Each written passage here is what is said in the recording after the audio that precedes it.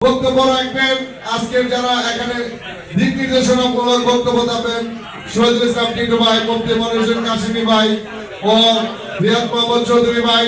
আপনাদের দৃষ্টি আকর্ষণ করে আমি বলছি, আপনারা প্রতিটি ইউনিয়নে অতি শীঘ্রই ইউনিয়ন নেতৃবৃন্দ ও ওয়ার্ডের নেতৃবৃন্দদেরকে নিয়ে আপনারা দ্রুত কমিটি করে দেওয়ার ব্যবস্থা করুন।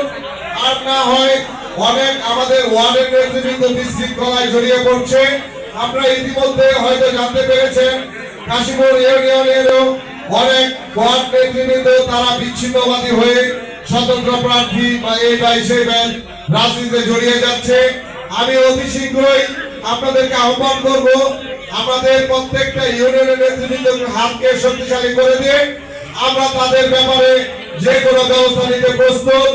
যেহেতু আমাদের ভারপ্রাপ্ত চেয়ারম্যান জনাব তারেক রহমানের নির্দেশে মুফতি মনিরুল কাশিমি ভাইকে লালগঞ্জ 4 থেকে মনোনয়ন দেওয়া হয়েছে, আমরা সবাই স্বতঃস্ফূর্তভাবে খেজুর গাছকে জয় করে তারেক রহমানকে এই 4 আসনটি উপহার দিব। এই বলে আমি আমার বক্তব্য শেষ